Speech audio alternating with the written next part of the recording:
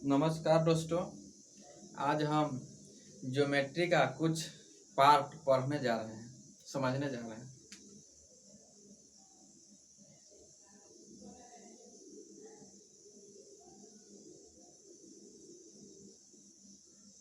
ये क्या है? ये है पैरेलल। पैरेलल एंड इक्वल में डिफरेंस जानते होंगे। पैरेलल उससे कहते हैं जो एक दूसरे को कभी एक दूसरे को प्रतिच्छेद नहीं करे। कहने का मतलब इसको कभी भी ये लाइन और ये लाइन पैरेलल है, इसको इधर कहीं भी इंक्रीज करेंगे तो एक दूसरे को प्रतिच्छेद नहीं करेगा। ठीक है। और इक्वल मतलब लेंथ में जो इक्वल हो। ये क्या है? एक दूसरे जो है लेंथ में इक्वल है। ठीक है। इक्वल मतलब लेंथ में इक्वल हो। पैरेलल मतलब जो कभी एक दूसरे को प्रतिच्छेद नहीं कर सकता है। ठीक है। पैरेलल को हम लोग इक्वल कह सकते हैं। ठीक है। तो यहाँ पर देखिए, ए लाइन पैरेलल है, इसको एक लाइन प्रतिच्छेद कर रहा है। ठीक है। इसको नाम दे देते हैं पी क्यू, इसको आर। ठीक है। तो क्या दिया हुआ है? पी, इसको डबल लेटर से नाम दे देते हैं, अच्छा रहेगा। पी क्यू आर एस, यहाँ पर एल एम लिख देते हैं। ठीक है। तो लिखेंगे P Q parallel R S. P Q जो है आर एस का पैरेलल है, and L M transverse it. P Q जो है आर एस का पैरेलल है और एल एम जो है इसको ट्रांसवर्स कर रहा है। तो यहाँ पर ध्यान देने वाला बात है, क्या जब दो लाइन पैरेलल हो और उसको कोई लाइन प्रतिच्छेद करे तो इसको और इसको कौन सा एंगल कहते हैं? कॉरेस्पॉन्डिंग एंगल, हिंदी में बोलते हैं संगत कोण। इसको और इसको कौन सा एंगल? Corresponding angle. इस लाइन के ऊपर, इस लाइन के ऊपर, इस लाइन के नीचे, इस लाइन के नीचे। सिमिलरली इस साइड भी इस लाइन के ऊपर, इस लाइन के ऊपर, इस लाइन के नीचे, इस लाइन के नीचे क्या है? कॉरेस्पॉन्डिंग एंगल है। ठीक है। तो यहाँ पर ध्यान देना है।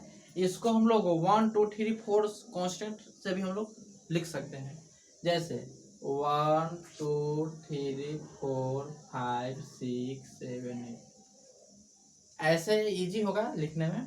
ठीक है। अब हम लिखने जा रहे हैं। क्या? यहाँ ध्यान देना है। एंगल 2 इक्वल टू एंगल क्या? 6। कौन सा एंगल से? Corresponding angle. Angle 3 equal to angle 7। Angle 1 equal to angle 5। Angle 4 equal to angle 8। Angle 4 equal to angle 8। ये क्या है? ये एक दूसरे का कॉरेस्पॉन्डिंग एंगल है। कहने का मतलब जितना ये एंगल होगा उतना ही ये, इतना ये, इतना ये। कॉरेस्पॉन्डिंग एंगल जो है एक दूसरे के इक्वल होता है। यहाँ पर लिख सकते हैं दिस इज कॉरेस्पॉन्डिंग एंगल। ये क्या है? कॉरेस्पॉन्डिंग एंगल है। ठीक है। अब कॉरेस्पॉन्डिंग एंगल जो है एक दूसरे का इक्वल होता है, लिख सकते हैं corresponding angles are equal. Corresponding angles are equal. Corresponding angles are equal कहने का मतलब जितना ये उतना ही ये, क्योंकि इसका कॉरेस्पॉन्डिंग एंगल क्या है? ए है। इसका कॉरेस्पॉन्डिंग एंगल ए है। ठीक है। 8 हो गया कॉरेस्पॉन्डिंग एंगल।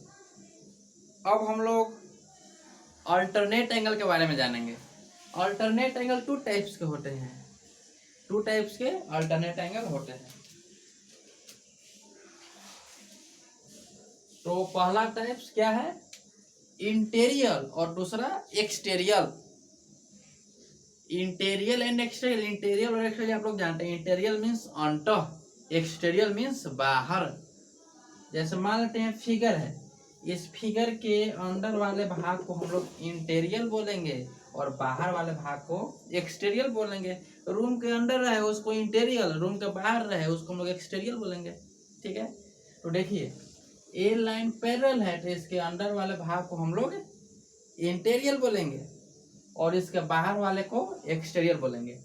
तो अल्टरनेट एंगल जो है तिरछा तिरछी क्रॉस होता है। कहने का मतलब 3 का अल्टरनेट एंगल 5, 4 का अल्टरनेट एंगल 6, 1 का 7, 2 का 8।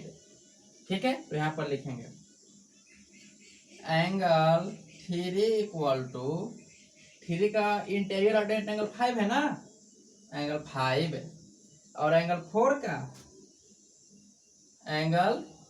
का हो जाएगा 6। ये जो हो गया इंटीरियर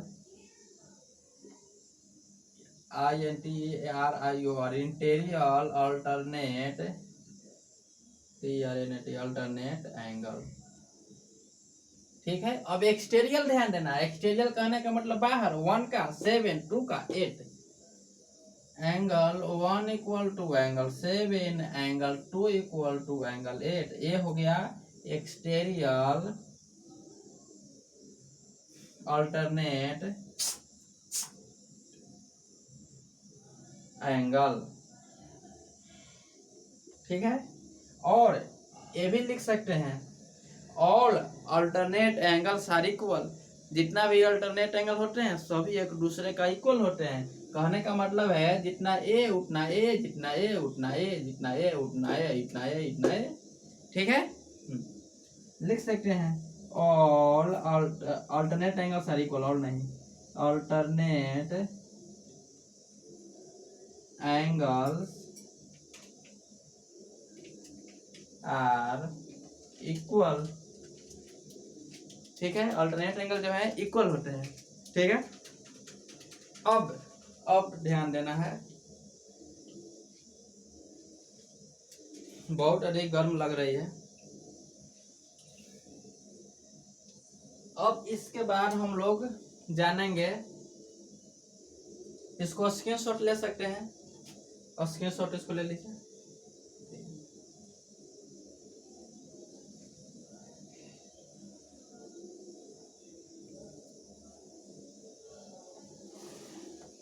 अब ध्यान देना है यहाँ पर, इसको और इसका मेजरमेंट कितना होता है, 180 डिग्री होता है।